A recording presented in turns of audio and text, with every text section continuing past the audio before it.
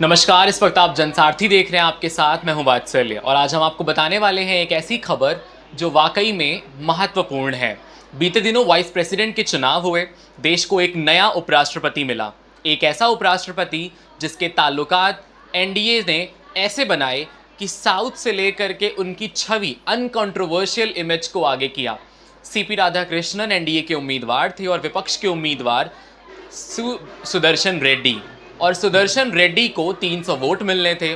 315 के आकलन में सुदर्शन रेड्डी को विपक्ष के वोटों में सिर्फ 300 वोट मिले। बाकी 427 सांसद एनडीए के 452 का कमाल दिखाते हैं। आखिर इस संख्या गणित के पीछे क्या कमाल है, आज आपको इसी का विश्लेषण करेंगे और बताएंगे कि आखिर एनडीए के सांसदों को इतना भारी भरकम वोट कैसे मिला। सबसे पहले आज बात करने वाले हैं सीपी राधाकृष्णन की। सीपी राधाकृष्णन एक ऐसे उम्मीदवार हैं जो 3 राज्यों के गवर्नर रह चुके हैं। महाराष्ट्र के साथ साथ वो 2 और अन्य राज्यों के भी गवर्नर हैं। तो एक बहुत बढ़िया और स्पेसिफिक एडमिनिस्ट्रेटिव बैकग्राउंड है जिसे लेकर के सीपी राधाकृष्णन को आगे किया गया है। तो वहीं दूसरी सबसे बड़ी बात है कि एक अनकंट्रोवर्शियल चेहरा और साउथ से आने वाला, बीजेपी की एकमात्र कार्यकारिणी में खास करके केंद्रीय मंत्रिमंडल में ये निशाने साधे जाते हैं और हर विपक्ष का नेता ये कहता है कि भाजपा का साउथ एंगल थोड़ा वीक है, लेकिन इस बार सीपी राधाकृष्णन को आगे करके एनडीए ने प्रूव कर दिया कि भारत के भौगोलिक इलाके के साथ साथ भारत की अस्मिता और संस्कृति के साथ वो किस तरीके से एक नया प्रत्याशी घोषित कर दिए।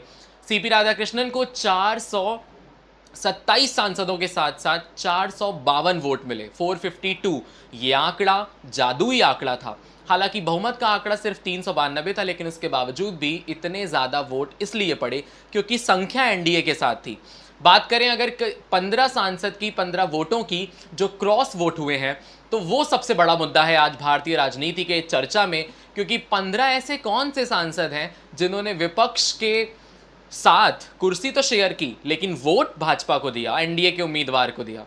ऐसे में कयास ये लगाए जा रहे हैं कि स्वाति मालीवाल आप उम्मीदवार जो हैं उन्होंने बीजेपी के कैंडिडेट को वोट किया होगा, लेकिन सूत्रों के हवाले से ये खबर है और बहुत सारे इंस्टिगेशन ऐसे बताए जा रहे हैं कि कांग्रेस के 2 और महाविकास अघाड़ी के लोगों ने कांग्रेस के उम्मीदवार बी सुदर्शन रेड्डी को वोट नहीं किया, उन्होंने सीपी राधाकृष्णन को वोट किया।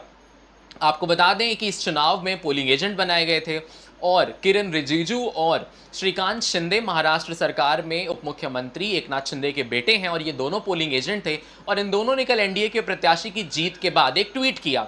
इस ट्वीट में आप नीचे देख सकते हैं कि बताया जा रहा है किस तरीके से वो विपक्ष के सांसदों का भी धन्यवाद कर रहे हैं कि महाविकास अघाड़ी की सरकार के लोगों ने भी सीपी राधाकृष्णन को वोट किया क्योंकि उनकी अंतरात्मा जाग गई थी। भारतीय राजनीति में अंतरात्मा एक ऐसा शब्द है जिसका इस्तेमाल हर कोई करता है। बीते दिनों बी सुदर्शन रेड्डी ये कह रहे थे कि अंतरात्मा की सुनिए और हमें वोट करिए, और आज भाजपा के 2 मंत्री कह रहे हैं कि विपक्ष के सांसदों ने अंतरात्मा की आवाज़ सुनी। अखिलेश यादव भी ये नारा लगा रहे थे कि अपनी अंतरात्मा को जागिए। पर इतना तो जनता बहुत अच्छी तरीके से जानती है कि राजनीति में अंतरात्मा कैसे जागती है और ये सांसदों को भी बेहतर पता है। फिलहाल इस देश को, भारत को एक नया राष्ट्रपति उपराष्ट्रपति मिल गया है और अभी के लिए सीपी राधाकृष्णन एडमिनिस्ट्रेटिव पर्पस के लिए सभापति के तौर पे चेयरमैन बनकर राज्यसभा को संबोधित करेंगे और सभा चलाएंगे। इस दिन की एक खबर और है कि आज जगदीप धनखड़ का एक लंबे अरसे बाद एक मैसेज आया है। बताया जा रहा है कि उन्होंने नए उपराष्ट्रपति के लिए चिट्ठी लिखी है, जिस चिट्ठी में उन्होंने बताया, उनका धन्यवाद किया है और कहा है कि उनका एक लंबा चौड़ा एडमिनिस्ट्रेटिव कैरियर कैसे इसमें काम आ सकता है। अब देखना ये होगा कि आगे क्या जगदीप धनखड़ अपने रेजिग्नेशन पर कुछ और भी बयान देंगे, क्योंकि ये उनका पहला वाकया था जब उन्होंने पब्लिकली आकर के ये सारी चीज़ें बताई। अब देखना ये होगा कि भारतीय राजनीति में वाइस प्रेसिडेंट का ये इलेक्शन कौन कौन से नए आयाम खड़े करता है। अगर आपको हमारी वीडियो पसंद आई हो तो लाइक करिए, सब्सक्राइब करिए और ज़्यादा से ज़्यादा शेयर करिए। और अगर आप हमारे इंस्टाग्राम पेज को देख रहे हैं तो हमें फॉलो करिए।